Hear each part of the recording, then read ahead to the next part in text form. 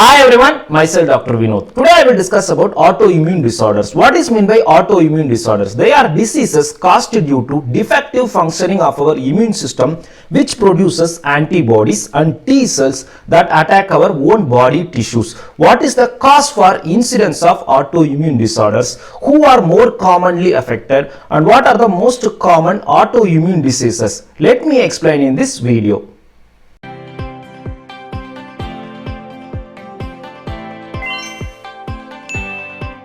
Before going into the topic proper, let's see few of the important functions of our immune system. There are two important functions. First thing, they should induce inflammatory response against the potentially harmful foreign materials that are invading our body tissues. On the other hand, they should avoid damage to our self tissues. Assume that a bacteria or a virus is entering our body. Our immune system should be alert to fight against these invading microorganisms or foreign materials. On the other hand, these mechanisms should not cause any damage to our surrounding tissues. Second thing, they should be able to recognize our self tissues. This is called as recognition of self, which means assume that our body immune system produces antibodies. These antibodies should not react against our own tissues. For example, assume that you are going for a marriage of your relatives. In that marriage function,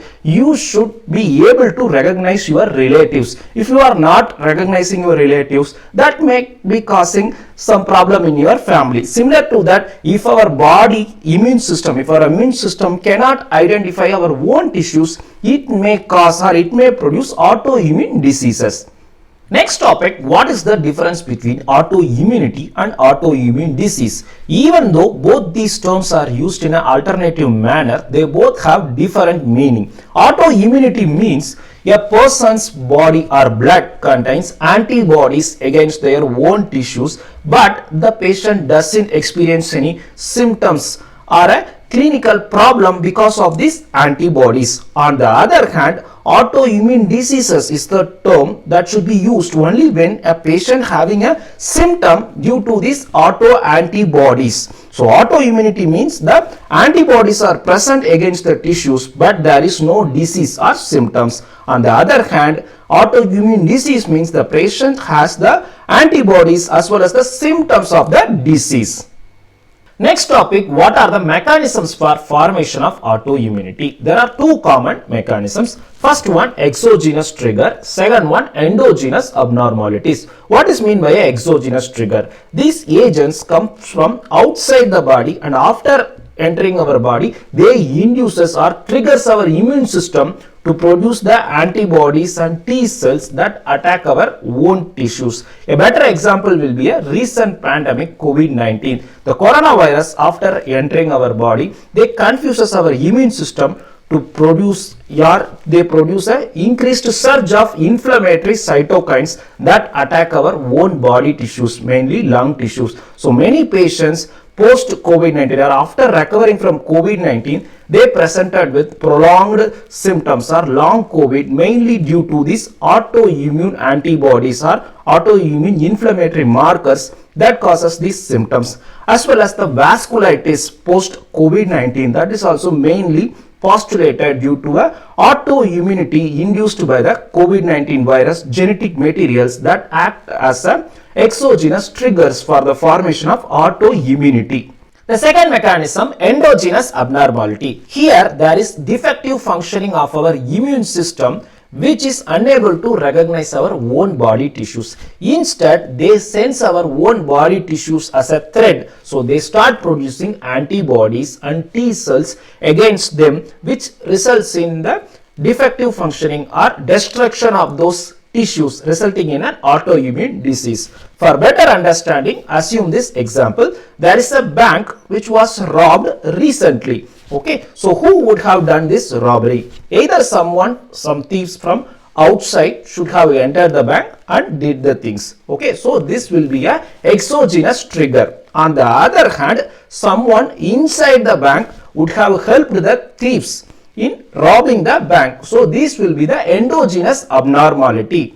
Now let's see few autoimmune diseases in detail. First disease, rheumatic arthritis. So what is the cause of rheumatic arthritis? Here, when a patient with recovering from rheumatic fever, they experience multiple joint pain after recovering from this rheumatic fever. Rheumatic fever is a fever caused due to infection by a group of bacteria called as streptococci. Yes. So this streptococci causes sore throat, fever and sometimes rashes. That is common in every people. But only few people who are genetically susceptible, they are more prone to get this chain of events. So what is the cause? Here the exogenous trigger is called as molecular mimicry. So what is meant by molecular mimicry? Mimicry, everyone might have heard. Yes, someone is impersonating some celebrity's voice or a known voice is called as a mimicry artist. So the same thing happens here. Our body produces antibodies against the invading microbes. Yes, our body has nothing to do, our body doesn't intend to damage our own body tissues.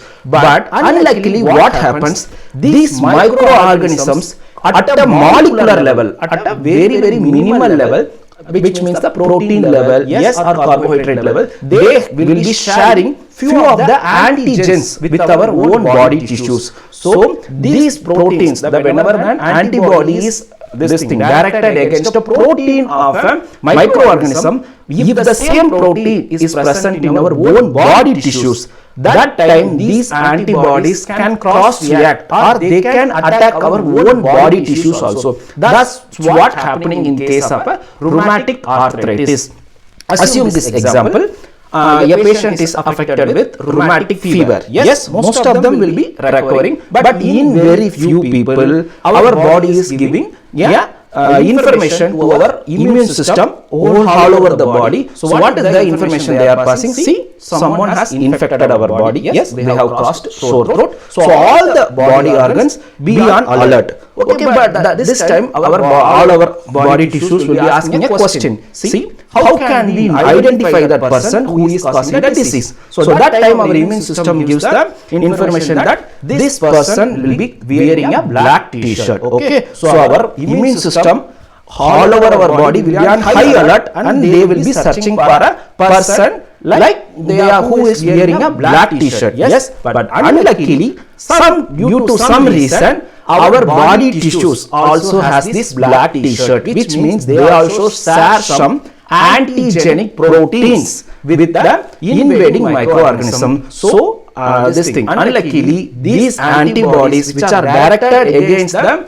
microbes that attacks our own body tissues. So if the antigenic cross reactivity is happening at a joint level, which means they have the antigenic similarities with the synovium which is related to the joint, this patient will be experiencing multiple joint pain. So that is called as rheumatic arthritis. Second thing, this antigenic similarity that is sometimes present in the valves of our heart. So our immune system will attack our heart valves. So this is called as rheumatic heart disease. Same thing, if our immune system due to this molecular mimicry attacks our neuronal cells producing multiple involuntary movements. So this is called as Sydenham's chorea. Rheumatic fever or rheumatic arthritis or this chain of events is more common only in children and adolescents. So generally our teachers used to say this word.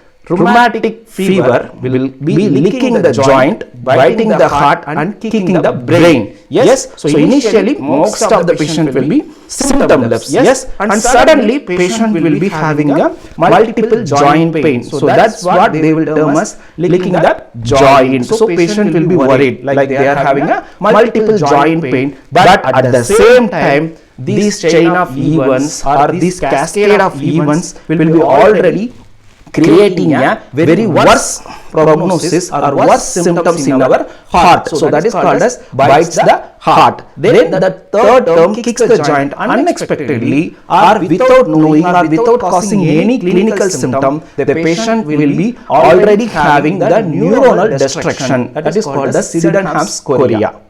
disease is rheumatoid arthritis. Many of us have this doubt. What is the difference between rheumatic arthritis and rheumatoid arthritis? Are they both the same or a different disease? Definitely they both are different diseases. Yes, here in rheumatoid arthritis, only small joints are commonly affected. Generally, they will affect the joints of our hand and foot. Okay, but in rheumatic arthritis, the most common joints are the larger joints like hip joint, knee joint, shoulder joint. These joints are commonly affected. Then rheumatic arthritis, they will be recovering with medications and painkillers, and generally there won't be any visible deformity in case of rheumatic arthritis. On the other hand, in case of rheumatoid arthritis, the patient is coming only in late. The patient is presenting very late to the treating physician. There is more chance that patient will be ending up with deformities as shown here. Yes, and one more common thing is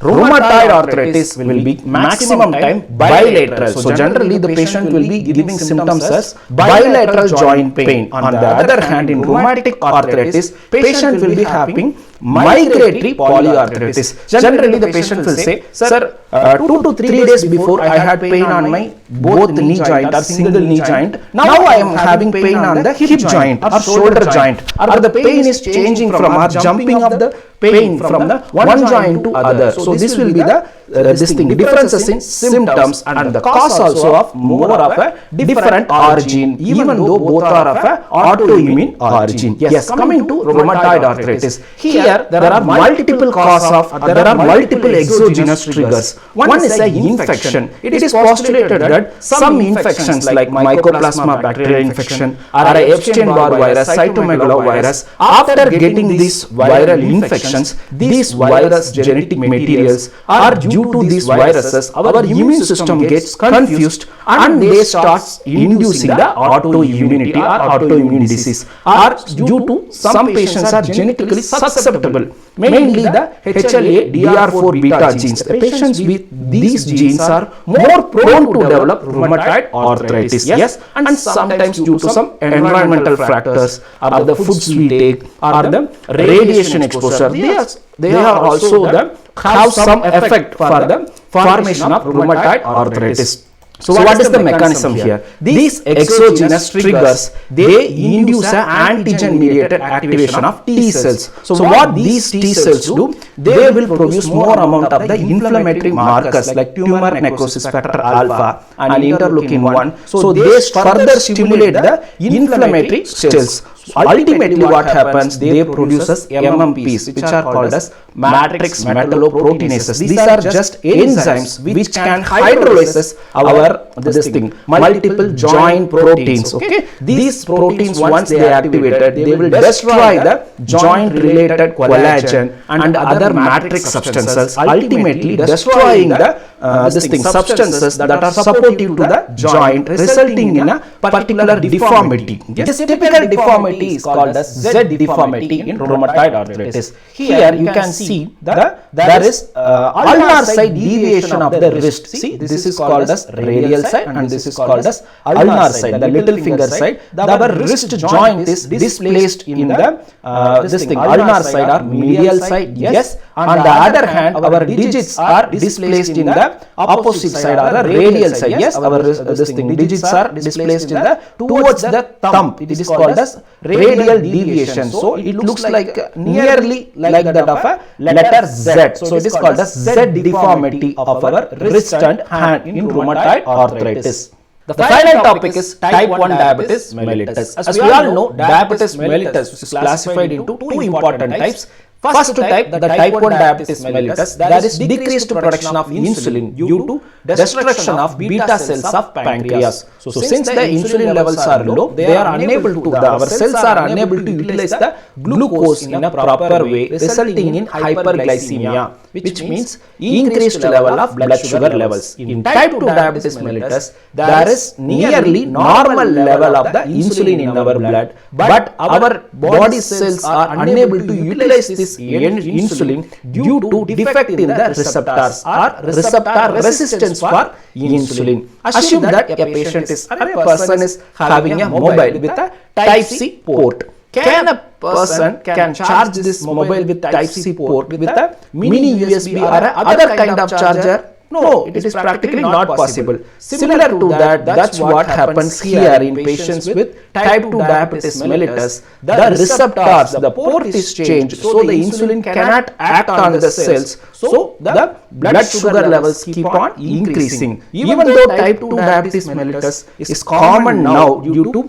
increase in body weight or due to the change in lifestyle, we are now concerned about the type 1 diabetes mellitus, which is of autoimmune origin. This autoimmune origin is mainly due to exogenous triggers. These exogenous triggers can be viruses, which are mainly causing an infection that triggers the destruction of our beta cells. Yes, or this thing might be due to a genetic factor which make them more prone for autoimmunity or antibodies that destroys the beta cells in children. Yes, type 1 diabetes mellitus generally occurs in children or in very young age. Yes, or sometimes it is due to this environmental factors can be due to bovine milk proteins. You might have heard about the alpha-1 casein protein, which means that it is commonly present in one type of milk that acts as a trigger for the production of autoantibodies against the beta cells of pancreas. These beta cells only produce insulin. If these beta cells are destroyed early in life, which means the insulin production will be hampered. Ultimately, the children will end up with type 1 diabetes mellitus.